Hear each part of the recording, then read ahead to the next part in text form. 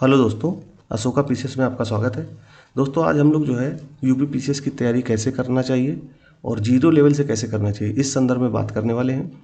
क्योंकि कई सारे अभ्यर्थी मुझे अलग अलग प्लेटफॉर्म में मैसेज कर रहे थे कि सर यूपी पीसीएस के लिए भी कुछ इनिशिएटिव या पहल लेकर के आइए, ताकि जो नए अभ्यर्थी हैं, खास करके ग्रामीण क्षेत्र के और हिंदी बेल्ट के अभ्यर्थी जिनको बेसिक सुविधाएं भी नहीं हैं, तो उनके लिए हम एक पहल शुरू करना चाहते हैं, ताकि यूट्यूब से ही उनको थोड़ी बहुत ही हमारे माध्यम से उनको मदद मिल जाए, ताकि एक सही दिशा मिल जाए पीसीएस की तैयारी करने की। तो आज हम लोग जो है इसी संदर्भ में बात करेंगे। ठीक है, तो परीक्षा का पैटर्न समझेंगे, सिलेबस को भी थोड़ा मैं डिस्क्राइब करूंगा। हालांकि सिलेबस थोड़ा बड़ा है क्योंकि प्री और मेंस हमें दोनों की बात करनी है, तो हम लोग आराम से इस पर कम से कम 30 से 45 मिनट अच्छे से डिस्कशन करेंगे सिलेबस को लेकर के। इसके अलावा प्रीलिम्स पीवाईक्यू में कुछ दिखाऊंगा, एक दो प्रश्न दिखाऊंगा आपको कि पीसीएस किस तरह से बदल रहा है अपने पीवाईक्यू। जब आप पीवाईक्यू देखते हो तो आपको एक अनुभव हो जाता है कि पीसीएस किस तरह से प्रश्न पूछता आ रहा है। चूँकि 2016 में जब पीसीएस प्री में, यानी 2016 के पहले या 2018 के पहले किस तरह से प्रश्न पूछ रहा था प्री में, और फिर जब मेंस में लिखित परीक्षा जोड़ी गई 2018 में, तो तब कैसे चेंजमेंट आया प्री के संदर्भ में भी और मेंस के संदर्भ में भी। तो यहाँ हम वो सारी बातें करेंगे। इसके अलावा हम लोग डिटेल एनालिसिस के बारे में बात करेंगे, चूँकि हम लोग, हमारा जो प्लेटफॉर्म, मेन प्लेटफॉर्म है, वो अशोका आईएएस के नाम से है। अगर आप सर्च करोगे तो कुछ इस तरह दिखेगा, मैं आपको दिखा देता हूँ, एक बार आप समझ जाएंगे। ये हमारा प्लेटफॉर्म है इस अशोका आईएएस के नाम से। इसमें शायद 1000 प्लस सब्सक्राइबर हैं। तो हमने 8 महीने पहले एक पहल शुरू की थी, क्योंकि हमारे पास जो अनुभव है पढ़ने का और कुछ अच्छे संस्थानों में मेंटरशिप प्रोग्राम के साथ जुड़ने का एक अनुभव रहा है। तो वही अनुभव हम आपके साथ साझा करने वाले हैं। और चूँकि हमारे प्लेटफॉर्म जो अभी बना था पिछले साल अशोका आईएएस के नाम से, तो इस पे हमारे सब्सक्राइबर ठीक ठाक हैं। और हाँ, अब हम क्या कर रहे हैं कि एक अशोका पीसीएस में ये पहल शुरू करने वाले हैं कि, क्योंकि यूपी पीसीएस में भी आईएएस की तरह ही प्री और मेंस का केवल अगर वैकल्पिक विषय हटा दिया जाए तो सेम टू सेम जो है उसकी जगह यूपी के ही 2 प्रश्न रख दिए गए हैं। तो मैं अभी बताऊंगा किस तरह से यूपी पीसीएस चेंज हुआ है और क्या चीज़ है। तो जो अभ्यर्थी ग्रामीण क्षेत्र के हैं, ध्यान रखिएगा, जो अभ्यर्थी ग्रामीण क्षेत्र के हैं और हिंदी माध्यम के हैं, खास करके हिंदी माध्यम के हैं, तो उनके लिए यूपी पीसीएस एक बेहतरीन विकल्प है। ठीक है, यूपी पीसीएस बेहतरीन विकल्प क्यों बता रहा हूँ, क्योंकि इसके मेंस में इंग्लिश का कोई रोल नहीं है। तो कई सारे अभ्यर्थी जो हिंदी माध्यम के होते हैं तो इंग्लिश से बड़ा घबराते हैं। तो यूपी पीसीएस में इंग्लिश का कोई रोल नहीं है। प्री में केवल 20 प्रश्न आते हैं, वो भी सी साइड में आते हैं, तो उससे आपको घबराना नहीं है। क्योंकि सी साइड क्या होता है, क्वालिफाइंग टाइप का होता है कि अगर आपकी मैथ, रीजनिंग और अदर हिंदी थोड़ी बहुत सही है तो आप आराम से सी साइड क्वालिफाई कर जाओगे। तो मेरा मेन जो फोकस है वो ये समझाने का है कि आप जीरो लेवल से कैसे तैयारी करोगे। जो नए अभ्यर्थी हैं, ग्रामीण क्षेत्र के बच्चे हैं, जो या 1-2 साल तैयारी कर चुके हैं, समझ में नहीं आ रहा कैसे तैयारी करनी चाहिए, क्या तरीका है, और जो हमारे पास 8-10 साल का अनुभव है। 8-10 साल अनुभव कैसे कि हम लोगों ने जो तैयारी की है, इसके अलावा कुछ मेंटरशिप प्रोग्राम में जुड़े रहे हैं बड़े बड़े संस्थानों में, तो वो मेंटरशिप प्रोग्राम का जो अनुभव रहा है हमारा, वो आपके साथ साझा करने की कोशिश करेंगे। तो आप लोग बने रहिएगा पूरे अंत तक, तो आपको अच्छी तरीके से समझ में आ जाएगा कि पीसीएस की तैयारी कैसे करनी चाहिए और शुरुआत कैसे करनी चाहिए। तो चलिए शुरू करते हैं। हम लोग थोड़ा समझते हैं कि यूपी पीसीएस की तैयारी करने के लिए क्या क्या ज़रूरी चीज़ें हैं। तो सबसे पहले आपको परीक्षा का पैटर्न समझ में आना चाहिए। पैटर्न जब तक नहीं समझोगे तब तक आप इस परीक्षा के लिए, मतलब तैयारी तो आप कर लोगे लेकिन समझ में नहीं पाओगे। फिर जब प्री आएगा या मेंस लिख रहे होगे या प्री ही बैठोगे तो आपको समझ में नहीं आएगा कि प्रश्न कहाँ से आ गया, ये पेपर कैसा आ गया। ठीक है, तो पैटर्न समझने की कोशिश करो कि पेपर होता क्या है, क्या क्या होता है पीसीएस में। इसके अलावा जब आपको पेपर या पैटर्न समझ में आ जाए कि यहाँ पैटर्न से आशा ये है कि पेपर किस तरह से आता है, प्री में क्या आता है, प्री में कितने पेपर होते हैं, मेंस में कितने पेपर होते हैं, फिर मेंस निकल गया तो फिर क्या होता है, तो ये पैटर्न है। ठीक है, इसके अलावा सिलेबस भी समझने की कोशिश करनी है आपको कि सिलेबस में क्या क्या है जो यूपी पीसीएस हमसे पूछना चाहता है, प्री के स्तर पे भी और मेंस के स्तर पे भी। ठीक है, तो प्री मेंस दोनों आपको पता होना चाहिए, तभी आप इस परीक्षा के काबिल हो पाओगे। तो आपको सिलेबस अच्छे से पता होना चाहिए। तीसरा, जब आप सिलेबस समझ लेते हो तो आपको क्या करना चाहिए, प्री के पीवाईक्यू उठाने चाहिए। क्या उठाने चाहिए, पीवाईक्यू यानी प्रीवियस ईयर क्वेश्चन पेपर, यानी पिछले सालों के क्वेश्चन पेपर देखिए, प्री के भी और मेंस के भी, कि किस तरह से प्रश्न यूपी पीसीएस पूछ रहा है। ठीक है, क्योंकि अगर आप पुराने सालों के पेपर देखते हो तो आपको एक अनुभव मिल जाता है, कुछ नहीं तो थोड़ा ही सही। और मैं आपको हल करने की बिल्कुल सलाह नहीं दूंगा। अगर आप शुरुआत कर रहे हैं तो आपको केवल पेपर देखना है। पेपर देखना है, अभी मैं बताऊंगा किस तरह से देखते हैं पेपर। ठीक है, पेपर देखना है और समझना है कि पेपर किस तरह से क्वेश्चन आ रहे हैं। चूँकि आप कुछ नहीं तो ग्रेजुएशन या 12th के बाद तैयारी करना शुरू कर रहे होंगे, तो आपको एक अनुभव तो ज़रूर होगा परीक्षा में बैठने का और परीक्षा देने का। भाई आप अनपढ़ तो है नहीं, आप एक ग्रेजुएशन या कह सकते हो 12th या ग्रेजुएशन कर रहे होंगे, तो उस दौर में हैं तो आपको परीक्षा देने का अनुभव भी होगा। हाई स्कूल इंटर में दिए होंगे, या कोई जो है इंटर के बाद आपने इंट्रेंस टेस्ट दिया होगा IIT जेईई का या फिर नीट का। ठीक है, या फिर कोई बीएड जैसा भी पेपर दिया होगा, तो आपको परीक्षा देने का थोड़ा बहुत तो अनुभव होगा। तो आप ये समझ लीजिए कि पेपर किस तरह से आता है, तो उसके लिए PYQ देखना बहुत ज़रूरी है। मैं पहले ही बता रहा हूँ, इसको हल नहीं करना, केवल देखना है कि पेपर आता कैसे है, प्री में और मेंस में भी।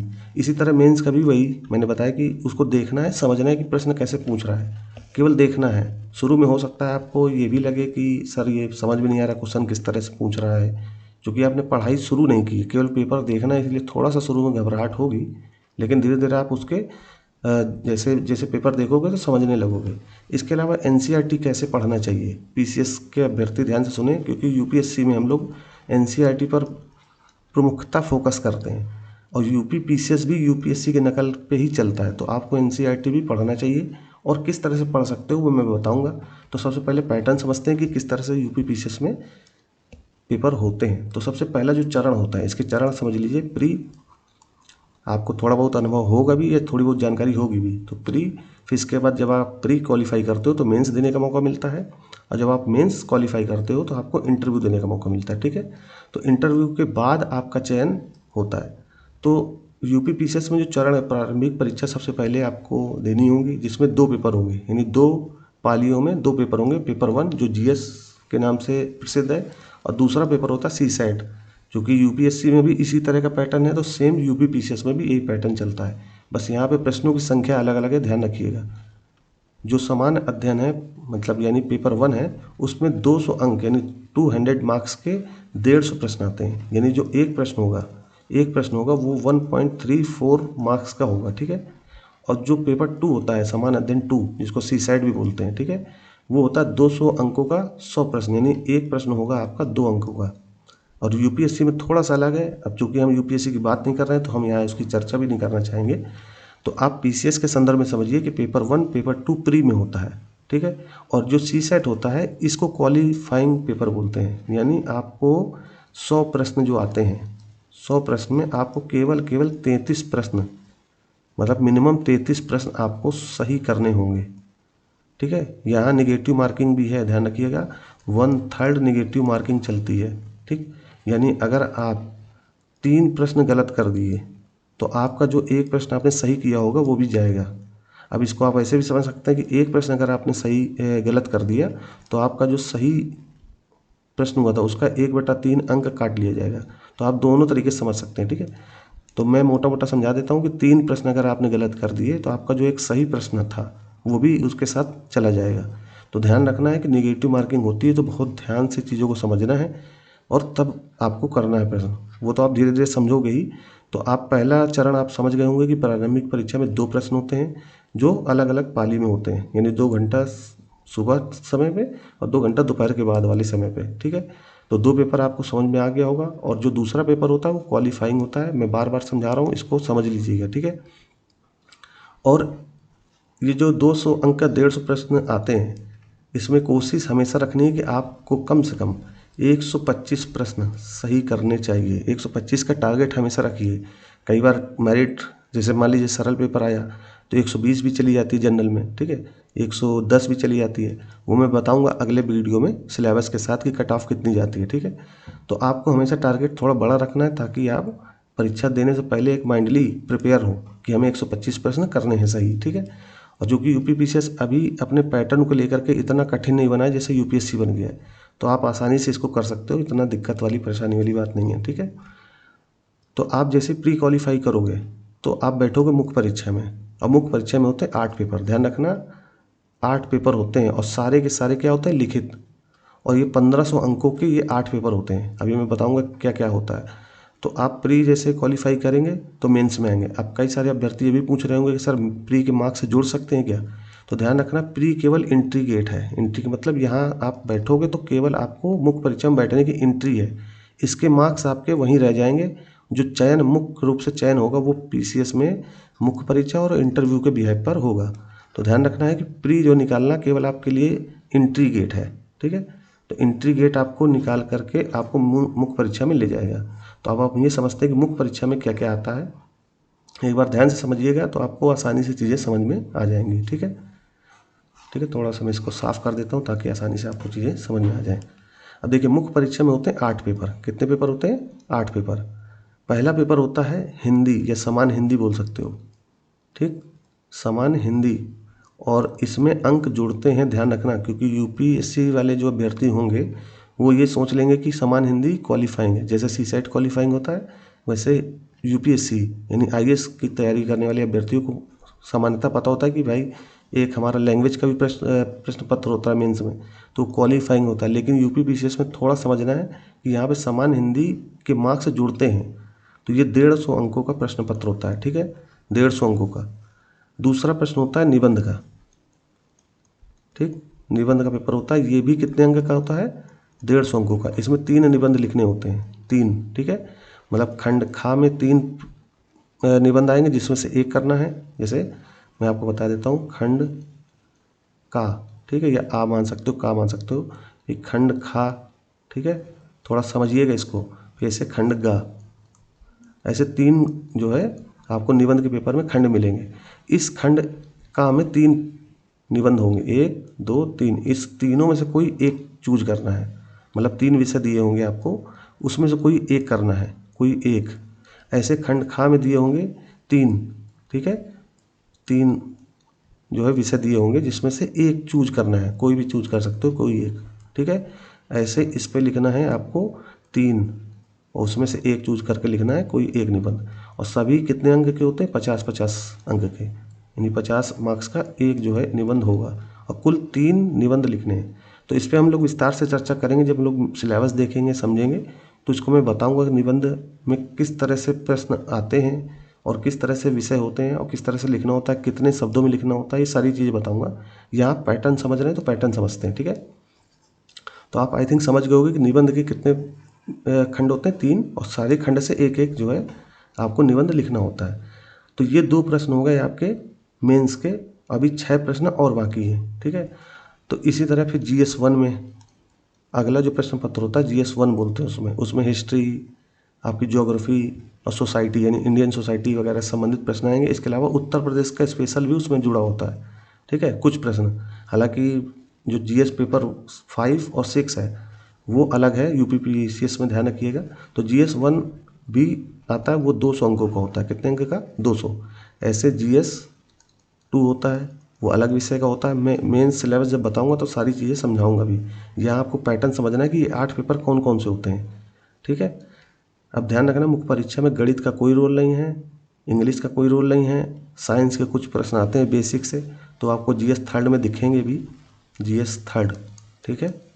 इसमें भी लिखित परीक्षा होती है, लिखना होता है, ठीक है, मतलब 150 शब्दों में, 200 शब्दों में, इस तरह के प्रश्न लिखने होते हैं। अब बहुत सारे नए अभ्यर्थी होंगे, सर कैसे लिखेंगे? अब मैं आपको बताता हूँ कि मुख्य परीक्षा प्री की अपेक्षा सरल है, केवल आपको प्रैक्टिस चाहिए और लिखना आप जानते हो तो आसानी से चीज़ें कर सकते हो। तो GS1 2 3 ये सारे 200 अंकों के, ठीक है। अब जितने पेपर मैं बताऊंगा सारे 200 अंकों के होंगे। फिर GS4 आता है, एथिक्स का पेपर होता है। कई अभ्यर्थी एथिक्स नहीं जानते होंगे, तो हम सिलेबस जब आएगा तब बताएंगे विस्तार में। ये भी 200 अंकों का होता है। इसके अलावा GS5 और GS6 ये दोनों यूपी स्पेशल पेपर होते हैं, यानी उत्तर प्रदेश स्पेशल के ही लिखित परीक्षाएं होती हैं। तो आपको पेपर समझ में आ गए होंगे कि कुल 8 पेपर 1500 अंकों के होते हैं। समान हिंदी 150 की, निबंध 150 का, बाकी जो पेपर होते हैं GS के जितने पेपर होते हैं वो सारे 200 अंक के होते हैं। तो कुल 8 पेपर 1500 अंक के हो जाएंगे, और इसको आप क्वालिफाई करोगे तब आप जो है इंटरव्यू यानी साक्षात्कार के लिए जाओगे। तो साक्षात्कार आपका 100 अंक का होता है, सिंपल होता है, ज़्यादा मतलब घबराने की जरूरत नहीं है। मेन आपको फोकस करना चाहिए प्री और मेंस में, ठीक है। क्योंकि जब ये निकाल लोगे तो थोड़ा समय मिल जाता है, तो आप मॉक इंटरव्यू दे करके भी अपनी तैयारी मजबूत कर सकते हो। तो आपको इतना समझ में आ गया होगा कि जब तैयारी करनी है तो क्या ध्यान रखना है, पैटर्न ध्यान रखना है कि पैटर्न में क्या क्या आता है, प्री में क्या आता है और मेंस में किस तरह से आता है। ठीक है, अब आप ये चीज़ समझ गए होगे पैटर्न। अगर आप नहीं समझ पाए हो या कोई प्रॉब्लम समस्या हो तो आप कमेंट करके ज़रूर बताइएगा। दूसरी बात है सिलेबस की। आप यूपी पीसीएस की वेबसाइट पे जाइए, यानी यूपी पीएससी वेबसाइट जो है उत्तर प्रदेश लोक सेवा आयोग, ठीक है, तो उनकी वेबसाइट में जाएंगे तो आपको सिलेबस भी मिल जाएगा। हालांकि सिलेबस ना मिले तो आप हमारा टेलीग्राम चैनल है उसको ज्वाइन करिएगा, मैं वहाँ पे आपको सिलेबस डाउनलोड करके दे दूँगा। ठीक है, हालांकि हम इस पे विस्तार से बात करेंगे सिलेबस में, तो आप थोड़ा समय देंगे मुझे तो मैं इस पे विस्तार से बात करूँगा। ठीक, इसके अलावा प्रीलिम्स पीवाईक्यू एक नज़र क्यों लिख रहा हूँ मैंने आपको शुरू में बताया कि जब आप पैटर्न समझ जाते हो तो आपको प्रीलिम्स के यानी प्रारंभिक परीक्षा के पीवाईक्यू देखने हैं, देखना शुरू करना है। जैसे मान लीजिए आप एक टारगेट बनाइए कि आज से मुझे शुरू करना है, तो आज आपने पैटर्न समझा, ठीक है, पैटर्न समझा, इस पे विचार किया, थोड़ा देखा समझा, तो अगर एक दिन में पैटर्न समझ गए तो बहुत ही अच्छा है। फिर दूसरे दिन क्या करना है, अब उसी दिन सारा कुछ नहीं करना है क्योंकि शुरू शुरू में जोश होता है, तो जोश में बहुत सारे लड़के एक ही दिन में सब कुछ करना चाहते हैं। अब चूंकि आप नई नई तैयारी शुरू कर रहे हैं तो थोड़ा सा धैर्य बना करके चीज़ें शुरू कीजिए। पहले दिन आपने पैटर्न समझा, उस पर विचार किया, कैसे कैसे हमको पढ़ना है, कितने घंटे पढ़ना है, हमारा पूरा एक साल का प्रोग्राम क्या है, कैसे चलेगा, वो सारी चीज़ें सोचनी है पैटर्न पढ़ने के बाद, पैटर्न समझने के बाद। इसके बाद दूसरे दिन आपको क्या करना है, एक एक साल के आप ऐसा करिए 2016 से 2025 तक, शायद 10 साल हो जाते हैं, तो इन 10 सालों के पेपर आपको डाउनलोड करने हैं प्रीलिम्स के। किसके? प्रीलिम्स, यूपी पीसीएस प्रारंभिक परीक्षा के प्रश्न पत्र डाउनलोड करने हैं। फिर एक एक दिन करके या एक दिन में आधा पेपर देखना है। 150 प्रश्न आते हैं जीएस में। अब सी सेट छोड़ना भी नहीं है, ठीक है, संडे वाले दिन आपको सी सेट देख लेना है। तो कुछ अपने तरीके से प्रोग्राम ऐसा सेट करो कि अगले 15 दिन हमको केवल पीवाईक्यू देखना है। अब बहुत सारे जो नए अभ्यर्थी होंगे उनको दिक्कत होगी कि सर जो है अभी हमने शुरू नहीं किया, आप हमको पीवाईक्यू दिखा रहे हो। इसको देखोगे तो ही समझोगे, मैं अपना अनुभव आपसे बता रहा हूँ, क्योंकि जो गलतियाँ हम लोग करके आए हैं वो गलतियाँ आप लोग ना करें। तो आप क्या करना है, आपको पैटर्न समझने के बाद पीवाईक्यू देखना शुरू करना है। आपको 2016 से शुरू करना है या उल्टा भी शुरू कर सकते हो, लेकिन 2016 से करोगे तो आपको यूपी पीसीएस के पेपर का पैटर्न समझ में आएगा कि किस तरह से जो है क्वेश्चन बदल रहे हैं। ठीक है, तो 2016 शुरू करोगे, यहाँ आपको वन लाइनर दिखेंगे और यहाँ किस तरह से दिखेगा, थोड़ा सा अलग, थोड़ा सा कठिन। ये यूपीएससी जो जिस तरह के प्रश्न बनाता था आज से 10 साल पहले, उस तरह से पीसीएस प्रश्न बनाने लगा है। तो ध्यान रखना है 2016 से शुरू करके 2025 तक आना है, और डेली 75 प्रश्न या 50 प्रश्न, जो जितनी आपकी क्षमता हो। अगर आप एक दिन में पूरा पेपर देख सकते हो तो पूरा देखो। अब देख के निकल नहीं जाना, समझना है कि पेपर प्रश्न क्यों आया होगा, थोड़ा सा रुकना है। अब जैसे यहाँ पे एक मैंने प्रश्न लगाया, आप देखने की कोशिश कीजिए। जैसे यहाँ पर निम्नलिखित में से कौन सी घटनाएं वर्ष 1911 में घटित हुई हैं। अब ये 2024 में आया हुआ यूपी पीसीएस का प्रश्न है। अब ये 2011 की घटना पूछ रहा है, इसका मतलब इतिहास की घटना पूछ रहा है। उस समय क्या था, कुछ आंदोलन वगैरह चल रहा होगा। जो नए अभ्यर्थी हैं उनको पता होगा कि 1947 में देश आज़ाद हुआ, तो उससे पहले 10, 20, 25 साल खूब आंदोलन हुए थे, राष्ट्रीय आंदोलन। ठीक है, तो उस संदर्भ में ये घटना थी।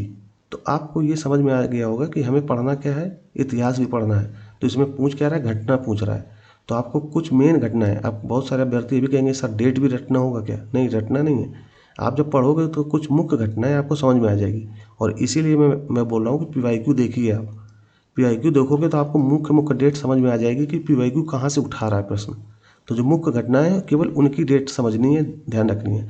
डेट भी नहीं, केवल सन, ठीक है, यानी जो ईयर था वो ध्यान रखना है। जैसे 1911 का ईयर है, इसके अलावा 1917 है, 1920 है, जहाँ पे मेन मेन घटनाएं हुई हैं। तो ये मेन मेन घटनाएं हुई हैं, तो उसके संदर्भ में प्रश्न पूछा है कि बंगाल का विभाजन रद्द करना, राजधानी का कलकत्ता से दिल्ली परिवर्तन। जो हमारी आज राजधानी दिल्ली दिखती है, इसको 1911 के आसपास कलकत्ता से दिल्ली ट्रांसफ़र किया गया था। यानी पहले हमारी राजधानी क्या हुआ करती थी, कलकत्ता, और आज हमारी राजधानी क्या है, दिल्ली। तो इस तरह के प्रश्न आते हैं। इसके अलावा तीसरा कथन बोल रहा है, कांग्रेस तथा मुस्लिम लीग के बीच लखनऊ समझौता नीचे दिए गए। अब यहाँ समझौता के बाद यहाँ पे है, ठीक है, यहाँ से नीचे दिए गए कूट को देखना है ये। तो ये पैटर्न था पहले, ठीक है। अभी और मैं प्रश्न दिखाऊंगा, तो आपको क्या करना है, यहाँ पे आते हैं अपने, कि आपको 2016 से 2025 तक के प्रश्न एक एक दिन या दो दो दिन, 3 दिन लगा करके देखने हैं। तो अगले 15-20 दिन में आपको ये टारगेट बनाना है कि हमको PYQ देखने हैं केवल, अभी पढ़ाई शुरू नहीं करनी है। कई सारे अभ्यर्थी कहेंगे कि सर 20 दिन हो गए, आप पढ़ना ही नहीं शुरू करवा रहे हैं, केवल प्रश्न दिखवा रहे हैं। तो देखो, क्योंकि अगले 1 साल तक आपको अपना समय बचाना है, तो आपको ये PYQ देखने पड़ेंगे, ठीक है। इसके बाद जब PYQ देख लोगे तो आपको एक आइडिया हो जाएगा प्री में जो प्रश्न आते हैं वो किस तरह से आते हैं। फिर अगले 15 दिन आपको मेंस के PYQ देखने हैं।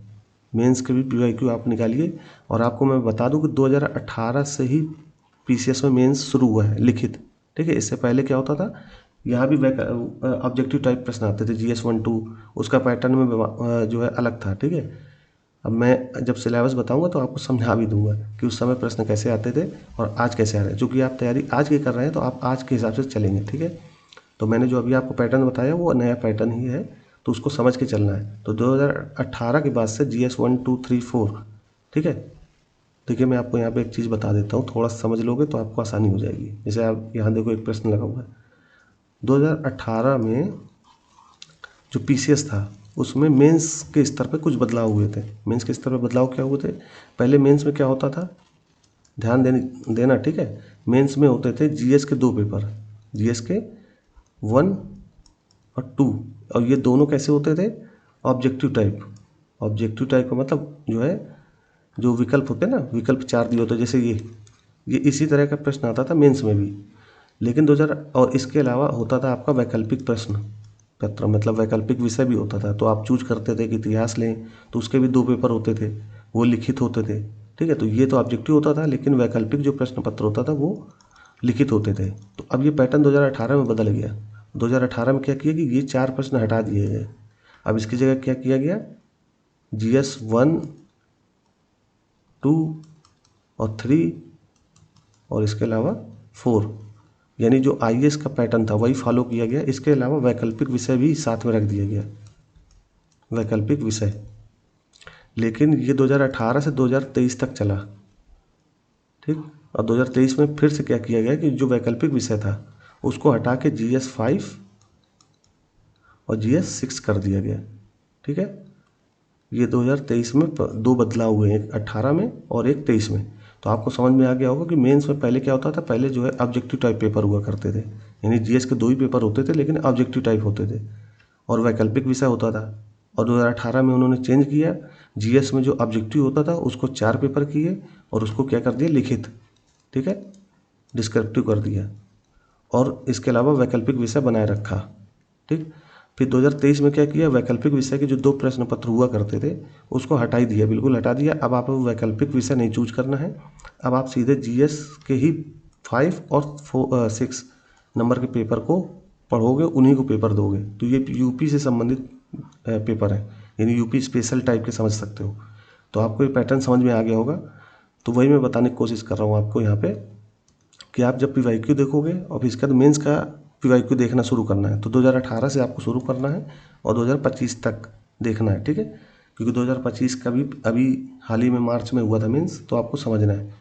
इसके बाद आप NCERT पढ़ना शुरू करोगे, जब आपको समझ में आ जाएगा कि PYQ कैसे आता है, किस तरह से प्रश्न पूछे जा रहे हैं, तो NCERT शुरू करना है। अगर आपको NCERT के विषय में जानना है तो ये नीचे आप डिस्क्रिप्टिव में जाओगे तो आपको एक पूरी बुक लिस्ट के लिए एक वीडियो पड़ी है, जो कि हमने अशोका IAS मेन चैनल जो हमारा है उसमें बताया था। क्योंकि IAS PCS की जो तैयारी करता है वो लगभग सेम ही होती है, थोड़ा सा बस पैटर्न चेंज होता है और यूपी स्पेशल जुड़ जाता है, ठीक है। तो वहाँ पे हमने NCERT की बुक सारी जो है बता रखी हैं कौन कौन सी बुक पढ़नी चाहिए, तो वो आप लोग जो वहाँ देख सकते हो वीडियो। इसके अलावा हम जो है वो बुक लिस्ट पूरी, उसका PDF भी पड़ा हुआ है हमारे टेलीग्राम में, वो भी मैं डिस्क्रिप्शन में आपको टेलीग्राम चैनल दे दूँगा, वहाँ से देख लीजिएगा। तो NCERT के संदर्भ में आपको कोई दिक्कत समस्या नहीं आएगी। और हम आपको एक और बात बता देते हैं कि NCERT के लिए हम लोग एक सीरीज़ शुरू करने वाले हैं, ध्यान दीजिएगा, ठीक है। एक सीरीज़ शुरू कर रहे हैं जिसमें हम कक्षा 6 से लेकर के कक्षा 12 तक की NCERT पढ़ाने वाले हैं। आप अशोका IAS चैनल में जाइएगा, वहाँ हम लोग भूगोल शुरू कर चुके हैं और कक्षा 6, 7 और 8 की शायद NCERT पूरी ख़त्म हो गई है, तो वो पूरी NCERT आप देखना। और अब चूँकि हमारे पास टेक्निकल टीमें नहीं थी अभी तक, और अभी हम लोग जो है टेक्निकल टीम के साथ आ गए हैं, तो अब और बेहतर तरीके से आपको चीज़ें मिलना शुरू हो जाएंगी, ठीक है। तो एनसीईआरटी भी हम लोग पढ़ाएंगे और आपको बताएंगे भी किस तरह से पढ़ना है, किस तरह से समझना है और क्या छोड़ना है, क्या पढ़ना है। ठीक है, तो एनसीईआरटी आपको ध्यान रखना है। जब आप एनसीईआरटी पढ़ोगे तो ध्यान रखना कि वही चीज़ पढ़ना जो काम की है, बेवजह चीज़ों पे समय व्यतीत मतलब फालतू समय खराब ना करना। और एनसीईआरटी पढ़ोगे तो आपकी समझ विकसित हो जाएगी। जो नए अभ्यर्थी उनको समझ में आ जाएगा कि एक्चुअल में भाषा शैली कैसी होनी चाहिए। इसलिए एनसीईआरटी पढ़ोगे तो आपको चीज़ें समझ में आने लगेंगी। ठीक है, फिर इसके बाद जब आप पढ़ना शुरू करोगे 6 महीने 8 महीने, तब आपको डिटेल्ड एनालिसिस करना चाहिए। किसका? Prelims PYQ detailed. ठीक है, इसीलिए मैंने यहाँ पे लिखा हुआ है। तो ध्यान रखिएगा, मैंने आपको पैटर्न समझा दिया। हालांकि ये जो है चौथा नंबर मुझे लास्ट में रखना चाहिए था यहाँ पे, तो अब बीच में रखा है क्योंकि प्रीलिम्स की बात है। ठीक है, तो जब 6 महीने आप पढ़ाई कर लोगे तो आपको समझ में आ जाएगा। अब मैं थोड़े से कुछ प्रश्न आपको दिखाता हूँ ताकि आपको समझ में आ जाए पैटर्न, प्री का भी और मेंस का भी। अभी मेंस के भी मैंने प्रश्न लगा रखे हैं। ठीक है, अब आप यहाँ पे एक ये देखिए सूची कि प्रश्न कैसे आते हैं। यह बोला सूची 1 को सूची 2 से सुमेलित कीजिए। सुमेलित का मतलब मिलाना है। और सूचियों को नीचे दिए गए कूट से सही उत्तर चुनिए। अब सूची 1 दे रहा राज्य, ये राज्य महाराष्ट्र, कर्नाटक, बिहार, तमिलनाडु। और यहाँ बोल रहा राज्यसभा में सीटों की संख्या। कुल मिला के आपसे ये पूछना चाह रहा है कि महाराष्ट्र में कितनी राज्यसभा सीटें हैं। तो अगर मान लीजिए आपको पता है कि 19 हैं तो आप 19 लगा दोगे, तो 1 का 3 हो जाएगा, तो यहाँ 3 ये वाला ऑप्शन आ जाएगा। तो ऐसे आपको समझना है। ठीक है, ये एक पैटर्न हो गया, सीधा सीधा समझ में आ जाएगा। आपको मिलाने हैं। अगर आपको पता होगा, ये जब पॉलिटी पढ़ोगे, एनसीईआरटी पढ़ोगे तो आपको आसानी से चीज़ें मिल जाएंगी। और थोड़ा सा न्यूज़पेपर भी देखना पढ़ना है। अभी मैं न्यूज़पेपर के बारे में भी बताऊंगा थोड़ी सी जानकारी, आप लास्ट तक बने रहिएगा। ठीक है, अगला पैटर्न या अगले तरह का क्वेश्चन क्या आता है कि अभिकथन दे देगा और कारण पूछेगा और फिर कूट देगा। अब इस तरह का भी प्रश्न आता है। अब ये मैं धीरे धीरे समझाऊंगा क्योंकि एक ही दिन में सारी चीज़ नहीं समझ में आएंगी। ठीक है, तो इस तरह का भी प्रश्न आता है प्री में। ठीक है, अगला प्रश्न क्या है? पर्यावरण की वहन क्षमता संबंधित प्रश्न का पैटर्न समझो। एक कथन ये दिया है, एक कथन ये दिया है। अब ये दोनों कथन इस संदर्भ में पर्यावरण वहन क्षमता, ठीक है, इसके संदर्भ में कितने कथन सही है ये पूछ रहा है कि केवल ये सही है कि दोनों नहीं सही हैं, या दोनों सही हैं, या केवल एक सही है। तो ये पैटर्न भी आपको समझ में आना चाहिए। अगर आप 2016 में देखोगे तो सीधा सीधा प्रश्न पूछता था। ठीक है, तो वो मैं अगले वीडियो में बताऊंगा कि किस तरह से बदलाव हुए हैं। मेंस के स्तर पे देखो, ये सारे 2024 के प्रश्न हैं। अब मेंस का प्रश्न देखो कैसे पूछता है पीसीएस में, कि यह कहना कहाँ तक सही है कि अंतर्राज्य परिषद संघ तथा राज्यों के मध्य विवादों को प्रभावी ढंग से सुलझा सकती है। मतलब आपसे वो सीधा पूछ रहा है कि ये कहना कहाँ तक सही है। अभी मैं मेंस के संदर्भ में बताऊंगा कि कैसे प्रश्न लिखा जाता है, कैसे उत्तर लिखते हैं, मतलब प्रश्न कैसे समझते हैं और उस प्रश्न को समझ कर उत्तर कैसे लिखा जाता है। अब इसी संदर्भ पूछ रहा उपयुक्त उदाहरणों सहित उत्तर लिखिए। अब यहाँ पे आपको जो है इसका मतलब पता होना चाहिए। ये पॉलिटी संबंधित प्रश्न है। किससे संबंधित है? पॉलिटी से। पॉलिटी में अंतर्राज्यीय परिषद संघ की बात भी होती है और राज्यों के मध्य विवाद जो होते हैं, मान लो कर्नाटक और तमिलनाडु के मध्य कृष्णा नदी को लेकर के, कावेरी नदी को लेकर के कोई विवाद है, तो उसके संदर्भ में कोई बात है, तो वो जब आप पढ़ोगे पॉलिटी तब आपको चीज़ें समझ में आने लगेंगी। ठीक है, दूसरा प्रश्न देखो पॉलिटी संबंधित। विधायिका अपने क्षेत्र अधिकार, विधायिका का मतलब संसद। ठीक है, संसद या जो राज्यों में विधानसभाएं होती हैं वो, तो विधायिका अपने क्षेत्राधिकार में सर्वोच्च है, फिर भी वह संप्रभु नहीं है। अभी नए जो जितने नए अभ्यर्थी होंगे उनको ये शब्दावली नहीं समझ में आ रही होगी। मैंने फिर से कहा कि डरना नहीं है, आपको पीवाईक्यू देखने ही हैं। अगर आपने मन बनाया है यूपी पीसीएस के लिए तो आपको पीवाईक्यू देखने पड़ेंगे। शुरू में दिक्कत होती है, शब्द नहीं समझ में आएंगे, तो आप हमें जो है कमेंट में भी पूछ सकते हो कि सर ये शब्द नहीं समझ में आया। ये हमारे टेलीग्राम में जुड़े रहिए, तो वहाँ हम कुछ ना कुछ नई जानकारी देते रहेंगे आपको। ठीक है, तो विधायिका अपने क्षेत्राधिकार में सर्वोच्च है, फिर भी वह संप्रभु नहीं है। अभी मैं ये संप्रभु क्या होता है, ये जब हम मेंस की सीरीज चालू करेंगे ना, वहाँ आपको बताएंगे। ठीक है, इस कथन का उदाहरणों सहित संवैधानिक परिप्रेक्ष्य में परीक्षण कीजिए। परीक्षण यानी एग्जाम, यहाँ पे एग्जामिन की बात हो रहा है। ठीक है, अभी मैं ये सारी शब्दावलियाँ भी आपको धीरे धीरे समझाऊंगा, तो आप इतना तो समझ गए, पैटर्न समझ गए होंगे। अब हमको अगले वीडियो में सिलेबस और कुछ अलग अलग बातें जो हमने ऊपर करी हैं या पहले पूर्व में करी हैं इसी वीडियो में, तो वो सारी बातें आपको बताई जाएंगी। तो आई थिंक आपको दोस्तों समझ में आ गया होगा कि यूपी पीसीएस की तैयारी कैसे करनी चाहिए। हमेशा ध्यान रखना पीवाईक्यू को अपना मेन हथियार बना के चलो, क्योंकि बहुत सारे कोचिंग वाले आपको कहेंगे कि हमारा जो है टेस्ट सीरीज ले लो, ठीक है, हमारी ये चीज़ ले लो, हमारी वो चीज़ ले लो, वहाँ मत भटकना, क्योंकि आप ग्रामीण क्षेत्र के बच्चे हो, हिंदी माध्यम के हो। मैंने वो चीज़ें सारी चीज़ें जो है फेस की हैं, तो मैं आपको फिर से आगाह कर रहा हूँ कि हिंदी माध्यम के अभ्यर्थी बहुत जल्दी फंस जाते हैं।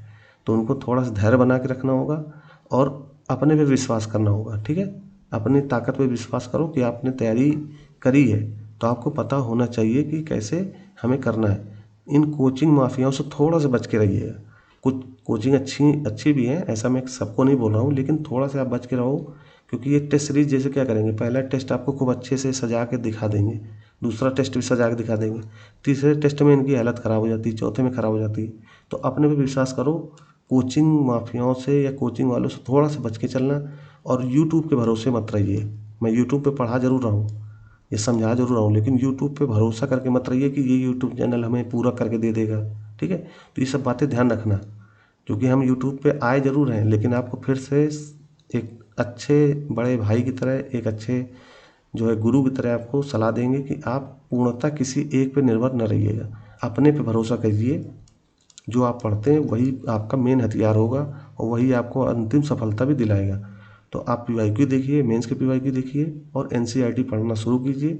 फिर भी कोई समस्या है, कोई दिक्कत है, तो आप कमेंट कीजिए, हमारे टेलीग्राम में जुड़े रहिए, तो आपको चीज़ें आसानी से मिल जाएगी। थोड़ी सी और जानकारी आपको दे देता हूँ, हमारे जो संस्थान है या हमारी जो अशोका IAS टीम है पूरी, वो क्या क्या कर रही है। अभी हमने एक जो है पोस्ट डाला था, आप अगर इसी चैनल पे जाओगे तो आपको पोस्ट मिल जाएगी, तो ये पोस्ट आपको मिल जाएगी, क्योंकि हम पिछले 8 महीने से इस पर चल रहे थे।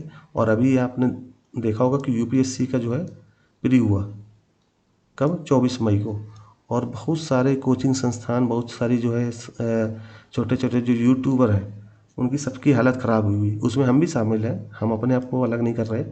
लेकिन अभी चूँकि हम नए हैं, हमने पहले भी प्रिडिक्ट किया था, पहले भी बताया था कि आप कोचिंग के भरोसे मत रहिए। बहुत सारे अभ्यर्थी समझ गए कि जो 24 मई का पेपर आया बिल्कुल अलग लेवल का आया, उसमें किसी भी कोचिंग ने दावा नहीं किया कि हमारा पढ़ाया हुआ आ गया।